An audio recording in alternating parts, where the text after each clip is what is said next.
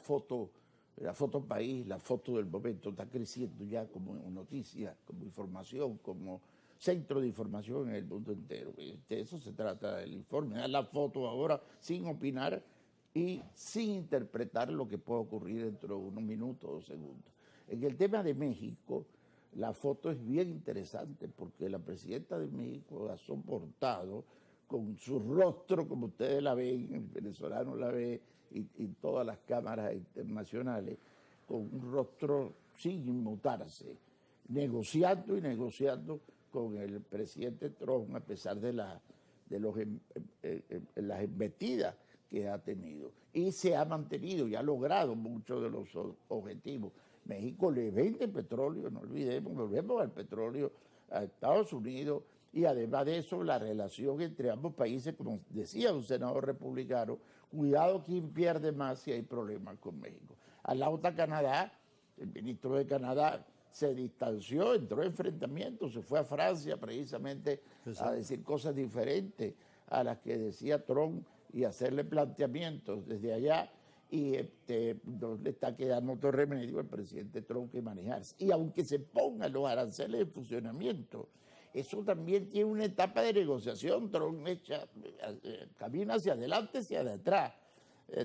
Así es que también en el tema de los aranceles, aunque se dé, no se pueden hacer pronósticos, porque depende de la solución que se le dé políticamente y las relaciones a muchos países.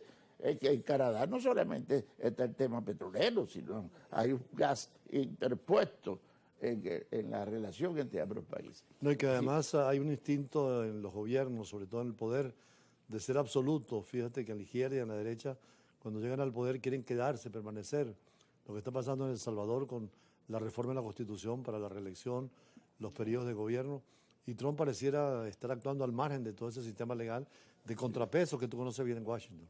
Sí, sí, exacto. Y si fíjate que analizaba en Washington el tema de cómo el Caribe está adquiriendo una fuerza en su relación con Europa y Centroamérica. Y Venezuela mismo, cuando el problema con Chevron, le mandamos petróleo a China y España. España recibió una cantidad importante y la sigue recibiendo, aunque no se diga de la manera de que se quiera plantear. Entonces, Asia, que tú lo has dicho muchas veces, y todos esos continentes que quedaban un poco alejados, han incrementado fuertemente las alternativas frente a Estados Unidos. Así que el Caribe, El Salvador, como tú decías, el tema de países del Caribe, pasando por Venezuela y poniéndonos en Colombia y en Ecuador con su petróleo también. Y con sus condiciones políticas. Fíjate que el juego político se tiene que tocar porque para mí, lo he hablado con creo que casi todos los presidentes de Venezuela. El tema económico de verdad que está por encima del tema político. Tanto es así, no es así, pero es así. No, tanto es así que alguien le preguntaba a un científico del petróleo que cómo describía el porcentaje en el petróleo, y él decía que el petróleo era 10% economía y 90% política. Así es. Y yo creo que en todo está, pero la economía es muy importante. Fíjate que ahorita en día ya no es la bipolaridad Rusia-Estados Unidos política, sino China-Estados Unidos por el factor económico y tecnológico. Así es, así es. Y fíjate, si vamos a la historia, no me gusta hablar mucho de la historia porque entonces dicen que tú y yo estamos un poco hacia atrás, y la verdad que tú y yo estamos hacia adelante.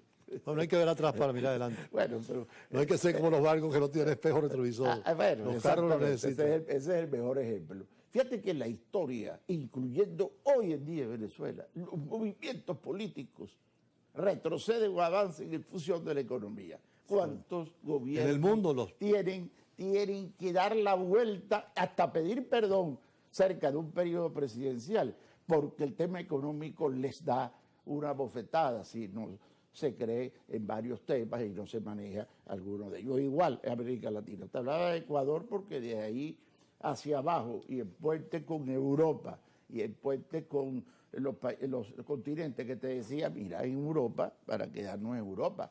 Pedro Sánchez sigue ahí, el presidente de España, en medio de una gran cólera. La economía ha sido buena, pero la política es muy mala. Pero claro, pero no solo eso, si sube, el presidente de Francia acaba de decir que va a reconocer a Palestina en un una clara desautorización.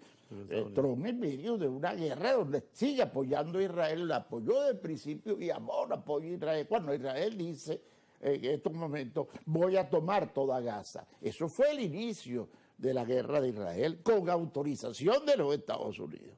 Y este juego a veces no, tú sabes, no termina de caminar. Israel está en una defensa también, por supuesto, de su proceso, que es lo que razona. Por cierto, es interesante tocar el tema porque estamos en la semana del recuerdo trágico de Hiroshima y Nagasaki, el 5 y 9 de agosto a las 8:05 de la mañana, dos bombas atómicas arrasaron la población civil, terminada la guerra.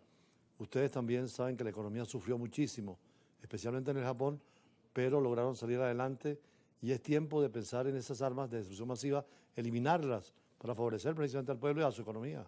Claro, y es muy importante porque regresamos con el presidente Trump, preocupación en Washington a nivel militar, de cuando tú transportas, mueves un submarino nuclear en función de estos procesos y cuando amenazas a China o hablas con Rusia, que pueden responder de una u otra manera. Entonces, ese proceso de entretejimiento que existe en todos los países en estos momentos, a través del tema de los aranceles, a través de la política de Trump, a través de las dos guerras que se tienen en estos momentos y a través de la economía moviéndose y el petróleo, que fue la gran mega negociación que tuvo Venezuela hace poco. Digo Venezuela porque es la que colocó otra vez el petróleo en el centro de juego. Creo que tienes que ir. Yo creo que es bueno aprovechar la presencia tuya para que nos digas, se habla mucho de política en general en las entrevistas, pero la economía sigue siendo fundamental. ¿Cómo está la radiografía, la anatomía de la economía venezolana con los organismos? Primero por la expresión económica y segundo las organizaciones dentro del Estado y fuera del Estado que se ocupan de economía. Muy extraordinaria tu pregunta y me lleva a una foto interesante y noticia para todos los venezolanos. Un mundo ideológico sigue empujando más la corriente en el Consejo de Ministros, alrededor del presidente y de los organismos y decisiones del poder. Un mundo ideológico que es interesante. Hay personas muy pragmáticas, como la vicepresidenta. Que es el caso de los chinos y los rusos. Los chinos son más pragmáticos, más realistas. Exactamente. Y en cuanto a las organizaciones de empresarios, ¿cómo están organizadas? Pero ya va, Julio, la pregunta es muy interesante, pero en el mismo gabinete, ministros empiezan a alzar, a plantear razonadamente su voz de que este socialismo, cualquiera que sea, sin ninguna vinculación política, debe ir a una mayor apertura económica, como China, como el mundo entero. Vietnam, me lo decía la embajadora aquí en una entrevista, que han logrado tomar lo bueno del capitalismo y lo bueno del comunismo, del socialismo, y han hecho una mezcla extraordinaria. Claro. Y creo que por esa vía del centro es lo mejor, tomar lo mejor. Y esa apertura económica no quiere decir liberalismo, simplemente son medidas de oxigenamiento de la economía que hacen al político más fuerte y en contacto más con los sectores de menos recursos. Ahora, entre el pueblo y el gobierno tienen que haber instituciones intermedias. En el caso de ustedes, los empresarios, ¿cómo están organizados y en qué principales industrias o ramas? Indudablemente, mira, los tres consejos fundamentales empresariales, Fedecámara, con una nueva elección que muchas se preocupan y ha salido a la luz pública.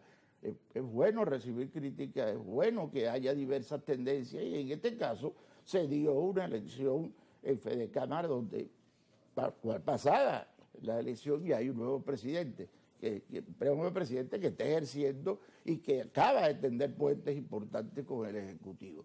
En el tema de Conindustria tenemos una persona de la industria farmacéutica que es uno de los sectores más vigorosos últimamente, farmacéuticos, telecomunicaciones, han tenido un repunte en el mercado en medio de las circunstancias. No puedo dejar de pasar que en medio de todo esto, Julio, cifras de López señalan a Venezuela con 1 millón de barriles de petróleo en junio y una visión, una foto de que de aquí a diciembre Venezuela va a tener 1 millón de barriles de petróleo. Más recursos para el desarrollo y el crecimiento. Por supuesto, volvemos a la economía, el petróleo es lo que exactamente. Y esto tiene que ver con los sectores que este año no se va a ver en Venezuela probablemente, pero sí el próximo año. Pero volvemos al tema económico, como tú lo planteaste, Lula, Petro, para decir el mismo Bukele en El Salvador, la presidenta de México, el presidente de Canadá, vuelven otra vez a tomar la economía y sus discursos se ponen cada día más económicos. Y ese es el camino, como tú dices, un centro hacia la economía del desarrollo que precipitaría eso, que los que necesitan más tengan más. Bueno, muchísimas gracias a Tomás Ucía. Un agradable encuentro fraterno y análisis en profundidad de la economía venezolana y mundial. Nosotros así cerramos el programa por el día de hoy, recordando a Norberto Bobbio, el filósofo italiano, que decía precisamente que la izquierda y la